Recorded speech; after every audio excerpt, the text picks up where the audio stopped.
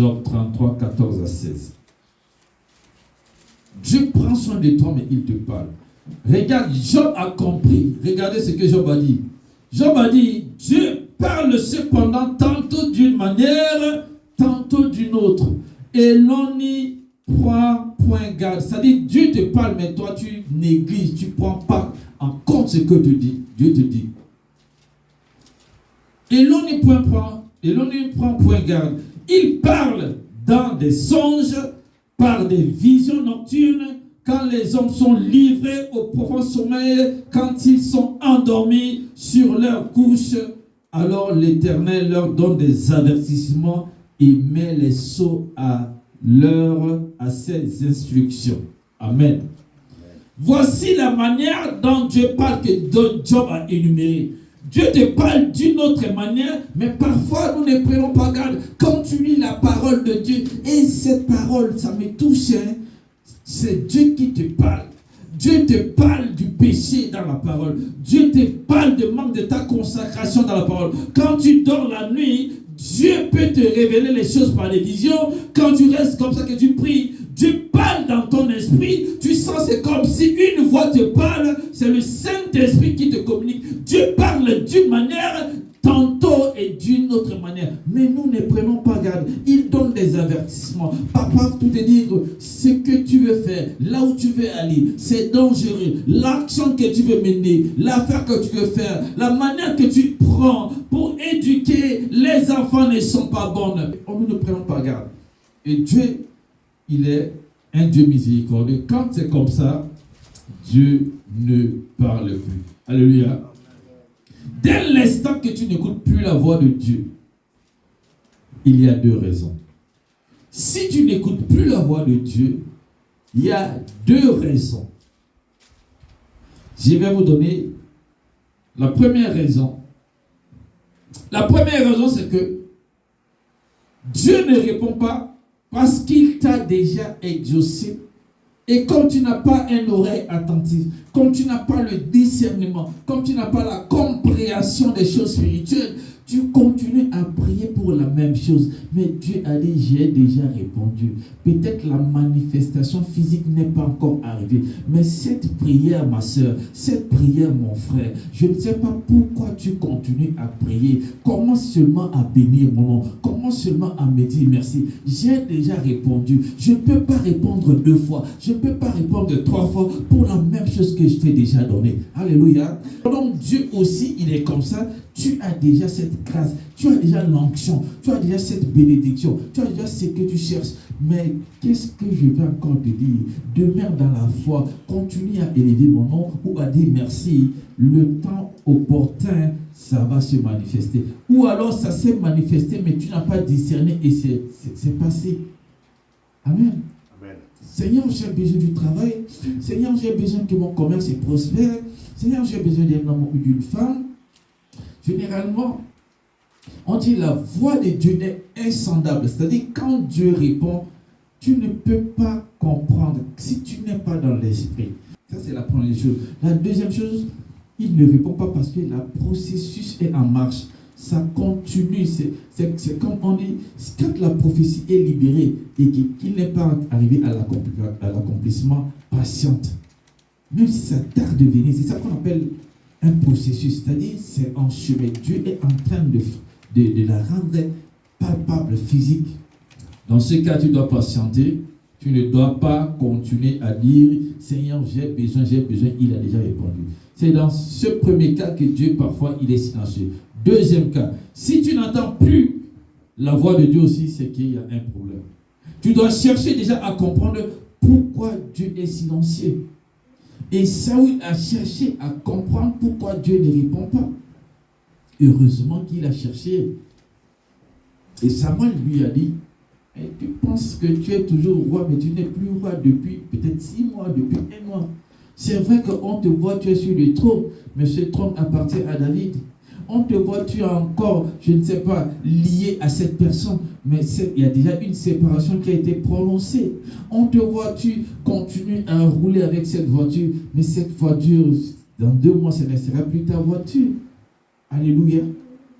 Dieu a dit à Saül par Samuel, que tu es encore assis, mais tu n'es plus le roi. Pourquoi? Il a compris parce qu'il sait que Dieu est devenu silencieux et il cherche à savoir. Quand tu ne vois plus les songes, frère, quand tu n'as plus de révélations, quand tu n'as plus de visions, quand toi-même tu ne reçois plus les prophéties après ta prière, pose-toi la question. Moi, quand je prie, je reste silencieux. Ne te presse pas, j'ai toujours dit de te lever. Prends 1 minute. Saint-Esprit va te parler. S'il n'a rien à te dire, il te dira que non, je n'ai rien à te dire. Tu vas sentir que... Mais si tu ne sens pas, c'est que tu n'es pas en communion d'esprit avec Dieu. Amen. Amen.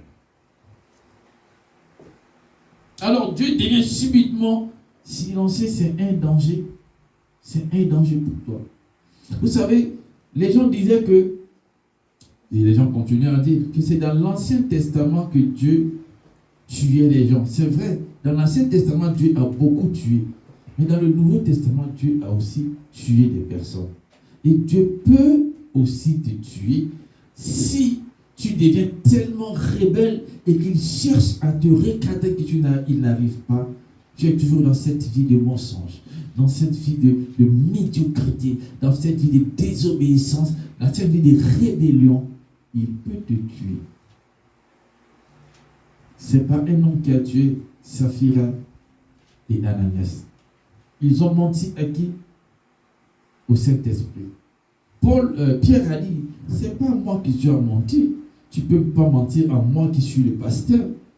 Tu es en train de mentir au Saint-Esprit. C'était Dieu qui les a frappés. Quand Dieu devient silencieux, parfois il peut t'amener jusqu'à ôter la vie qui est en toi. Amen. Amen. Ce que tu dois faire pour échapper à la colère, pour échapper, parce que ce qui nous garde en vie, ne dis pas que je suis chanceux, je suis chanceuse, ne dis pas que non, les dieux de mes ancêtres sont puissants. Ce qui te garde en vie, quand tu acceptes Jésus-Christ, c'est-à-dire en acceptant Jésus, tu déclares la guerre automatiquement à l'ennemi, automatiquement aux sorciers, automatiquement au diable. Tu deviens leur ennemi, que tu le veux ou pas, que tu n'as rien fait. Ils vont te considérer comme les adversaires parce qu'il y a un esprit différent et puissant qui est en toi. Et ce qui te garde en vie, c'est la couverture de Dieu. C'est pourquoi tu peux sortir, tu peux proclamer des choses, les démons peuvent venir la nuit, ils ne vont rien te faire. Mais si tu désobéis à Dieu, que Dieu te rejette, tu n'as plus cette couverture, le diable peut te tuer à tout moment. Est-ce que je parle à quelqu'un? Le diable peut te tuer à tout moment. Les sorciers peuvent toucher ta vie à tout moment. Tu peux faire un accident à tout moment. Mine de rien, tu veux juste descendre une marche, tu tombes, tu tapes ta tête, tu es mort. Parce qu'ils t'ont déjà vendu dans les spirituels. Ce qui te garde, c'est la couverture de Dieu. C'est pourquoi fais en sorte que Dieu te parle, Dieu ne te rejette pas. Examine ta vie. Seigneur, qu'est-ce qui se passe? Pourquoi tu ne me réponds pas?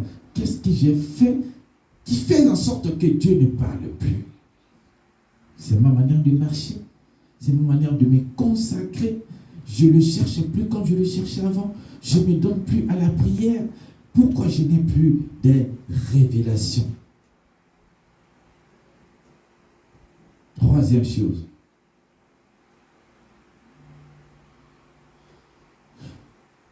La troisième raison où Dieu ne répond pas, c'est aussi quand on estime que la réponse que Dieu donne par rapport à nos sujets ou à nos requêtes, ça ne nous plaît pas. Ce n'est pas ce que tu veux.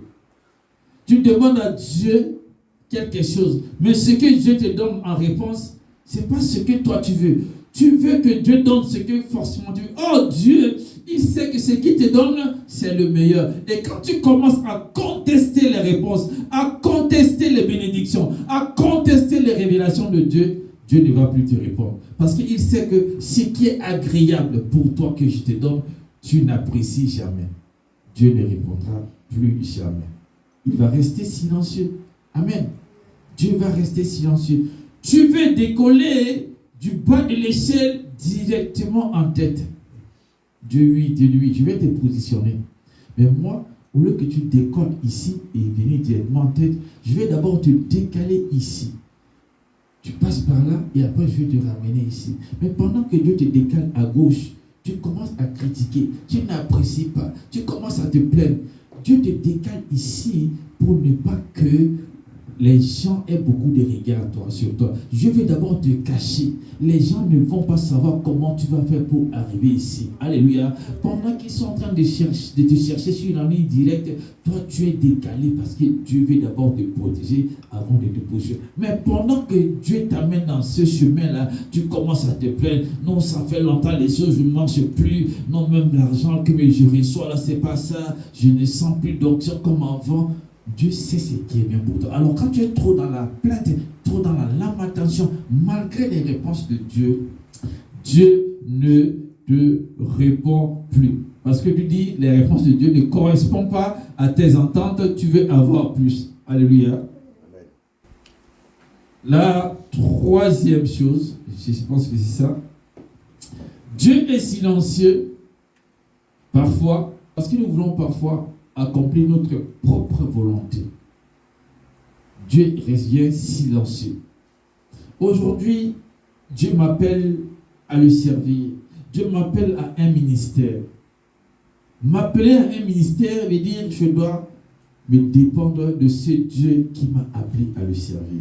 Alors, quand vous allez remarquer que je n'obéis plus à ce que Dieu dit, je ne sers pas Dieu convenablement comme il me demande, je vais déroger pour faire juste ma volonté, commencer à instaurer des règles, à instaurer des pratiques qui ne sont pas les pratiques de Dieu au sein de l'Église.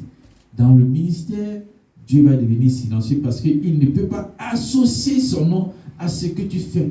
Dieu ne va plus te répondre, il ne va plus s'associer à toi.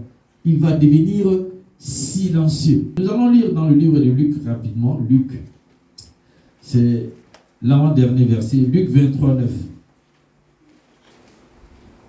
La parole de Dieu dit, Luc 23, 9, il lui adressa beaucoup de questions, mais Jésus ne lui répondit rien ou ne lui répondit plus. Ici, c'est Hérode qui pose la question à Jésus-Christ. Beaucoup de questions, mais la Bible dit Jésus ne répond plus. À un moment, Dieu ne répond plus. Parce que Jésus sait que même si je donne des réponses, ça ne va pas changer ce que vous avez déjà arrêté dans votre tête. Ma réponse ne sert à rien. Donc si aussi nous qui sommes les enfants de Dieu de croire, tu as déjà une idée arrêtée par rapport à ce que tu veux faire et que tu viens dans la présence de Dieu en termes de formalité pour demander à Dieu d'intervenir, Dieu ne répond plus. Jésus pouvait répondre, mais il n'a pas répondu à Pilate parce qu'il sait que sa réponse, ça va servir à rien. Eux, ils l'ont déjà arrêté une décision. Que moi, Jésus, je réponde, que je ne réponde pas, ça ne changera rien. Je préfère me taire. Je préfère me taire.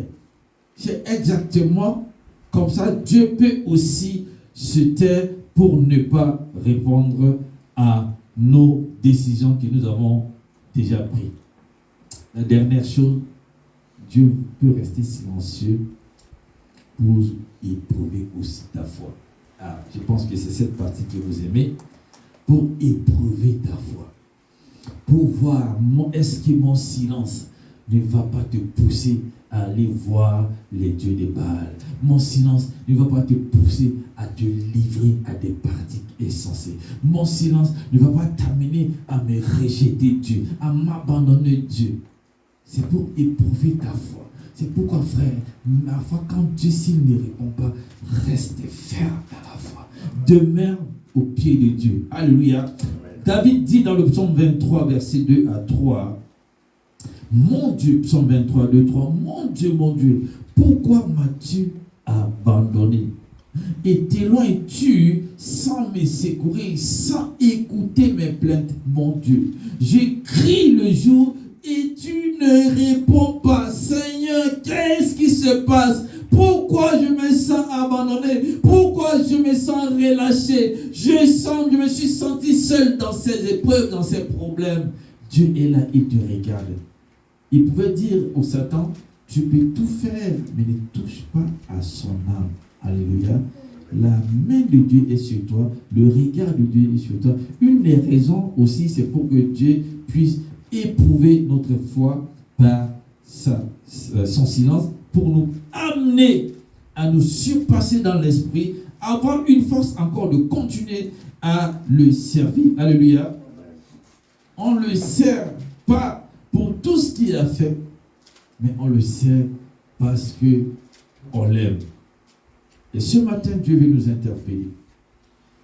Pour ceux-là qui n'ont pas écouté la voix de Dieu depuis un moment, il y a une raison. Soit tu as déjà une réponse à la voix de Dieu, à ce que tu as demandé, soit tu as une vie qui ne glorifie pas le Seigneur comme Saül. Dieu t'a déjà rejeté. Et si c'est ton cas, examine-toi, réponds-toi. Parce que ce qui te garde en vie, ce qui me garde en vie, c'est la couverture spirituelle. Tu es l'ennemi du diable. Il ne te considère pas comme son ami. Mais si cette couverture n'est plus sur ta vie, il peut te faire du mal à tout moment. Amen. Amen. Que Dieu vous fortifie, qu'il vous donne la force de toujours le chercher, à écouter aussi sa voix et à rester ferme même s'il ne répond pas. C'est pour tester aussi votre foi. Soyez bénis et que la gloire revienne à Jésus-Christ.